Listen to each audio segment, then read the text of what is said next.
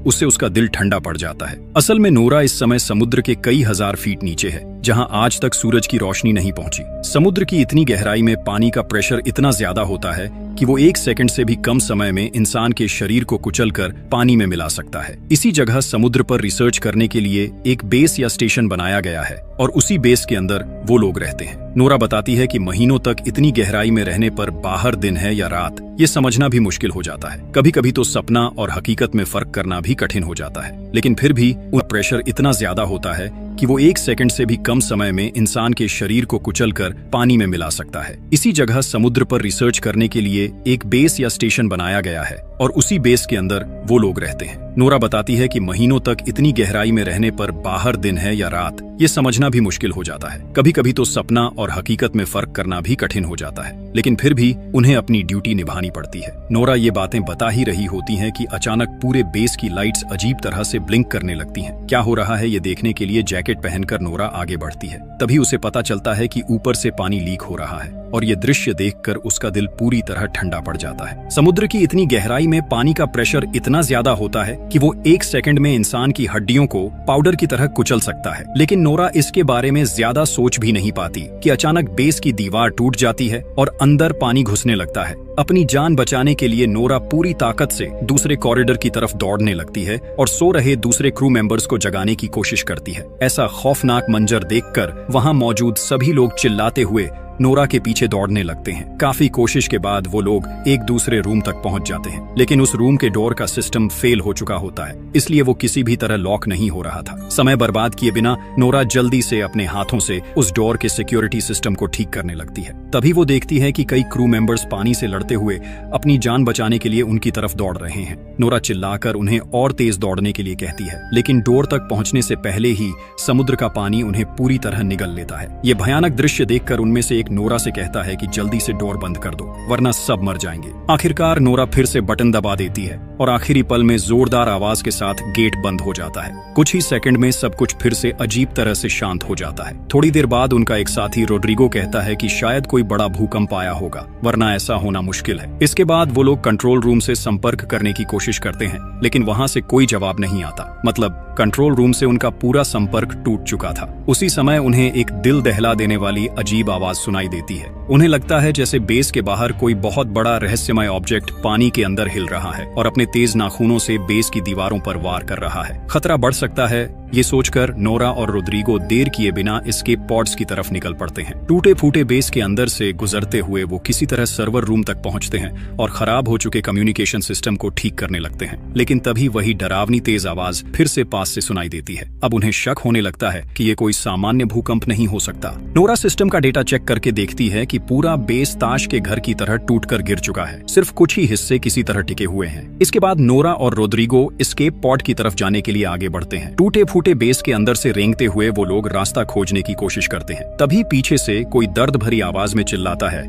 मुझे बचाओ। नोरा पीछे मुड़कर देखती है कि उनका साथी पॉल मलबे के नीचे दबा हुआ है। नोरा और रोड्रिगो मिलकर काफी कोशिश के बाद उसे बाहर खींच लेते हैं। अब तीनों मिलकर एस्केप की तरफ बढ़ने लगते हैं। आगे का रास्ता इतना तंग हो चुका होता है कि उन्हें रेंगते हुए आगे बढ़ना पड़ता है। सबसे आगे नोरा होती है। अचानक उसकी नजर एक डेड बॉडी पर पड़ती है। उस आदमी की आंखें अभी भी खुली हुई थीं और उनमें इतना डर था कि लगता था मरने से ठीक पहले उसने कोई बहुत डरावनी चीज देखी थी। ये दृश्य देखकर उनके मन में डर बैठ जाता है कि शायद समुद्र की गहराई में कोई भयानक चीज जाग चुकी है जो इंसानी कल्पना से भी बाहर है। काफी मुश्किलों के बाद वो लोग आखिरकार पॉड रूम तक पहुंच जाते हैं, लेकिन पॉड रूम में पहुंचकर उनके पैरों तले जमीन खिसक जाती है क्योंकि वहां एक भी एस्केप पॉड नहीं बचा था। वहां सिर्फ कैप्टन लूसियन खड़े थे, लेकिन डोर लॉक होने की वजह से वो अंदर फंसे हुए थे। नोरा किसी तरह बाहर से डोर खोल देती है। बाहर आने के बाद कैप्टन बताते हैं कि जितने भी पॉड्स थे उनमें बाकी क्रू मेंबर्स को पानी की सतह की तरफ भेज दिया गया है। अब उन्हें किसी भी तरह सबमर्सिबल रूम तक पहुंचना होगा। नोरा कैप्टन से कहती है कि पूरा बेस लगभग नष्ट हो चुका है।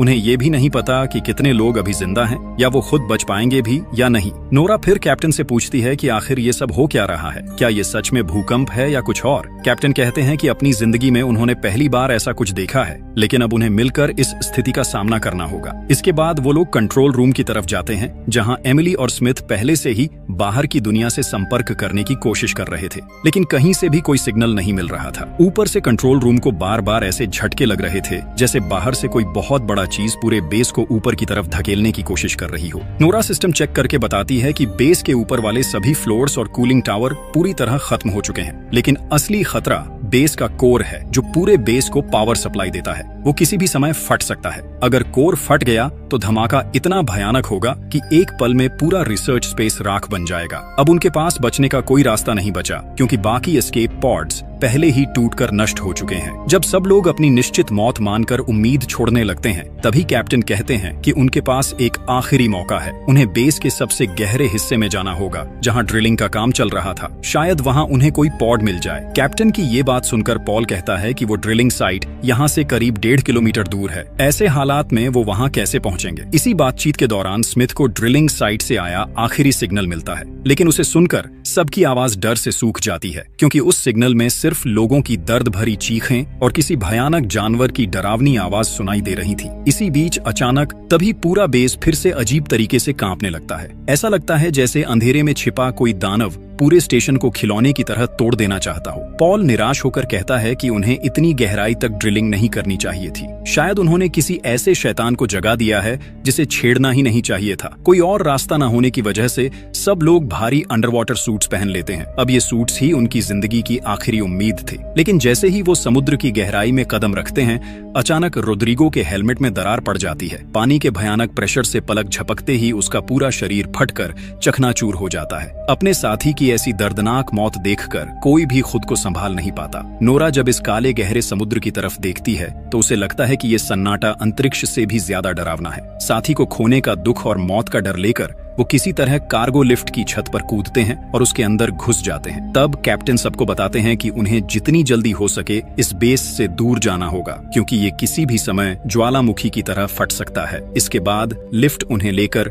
समुद्र की ओर भी गहराई में उतरने लगती है। तभी लिफ्ट की स्क्रीन पर किसी पॉड से मदद का सिग्नल दिखाई देता है। कैप्टन जल्दी से लिफ्ट रोक देते हैं और पॉल व स्मिथ को कहते हैं कि जो भी ये सिग्नल भेज रहा है उसे ढूंढ कर लाओ। दोनों फिर से भारी अंडर वाटर सूट्स पहनकर पानी में उतर जाते हैं, लेकिन बाहर इतना घना अंधेरा होता है कि सूट की लाइट से भी ठीक से कुछ दिखाई नहीं देता। आगे बढ़ते हुए स्मिथ को महसूस होता है कि अंधेरे में कोई चीज शायद उनका पीछा कर रही है। किसी तरह वो उस स्पॉट तक पहुंच जाते हैं जहां से सिग्नल आया था, लेकिन पास जाकर देखते हैं कि पूरा रास्ता किसी अजीब चिपचिपे पदार्थ से ढका हुआ है। उन्होंने पहले कभी ऐसी चीज नहीं देखी थी। पॉड के अंदर किसी को न पाकर वो आसपास तलाश करने लगते हैं। तभी उन्हें केबल्स में उलझा हुआ अपने एक साथी का डेड बॉडी मिलता है। ये देखकर कैप्टन तुरंत उन्हें वापस अंदर आने का आदेश देते हैं, लेकिन उसी समय पॉल और स्मिथ देखते हैं कि उस डेड बॉडी की पीठ के अंदर कुछ जिंदा हिल रहा है। वो कुछ समझ पाते उससे पहले ही उसकी पीठ से बिजली की रफ्तार से एक अजीब जानवर बाहर निकलकर पॉल पर हमला कर देता है। हालांकि स्मिथ किसी तरह उस छोटे क्रीचर को मार देता है। उस क्रीचर को साथ लेकर वो लोग फिर से लिफ्ट में वापस आ जाते हैं। पॉल बताता है कि ये जीव उस डेड बॉडी को नोच नोच कर खा रहा था। एमिली जब उस क्रीचर को देखती है तो उसे उसके आसपास तेज नुकीले पंजे दिखाई देते हैं। तब एमिली कहती है कि शायद ड्रिलिंग के दौरान उन्होंने गलती से ऐसा कोई गड्ढा खोल दिया है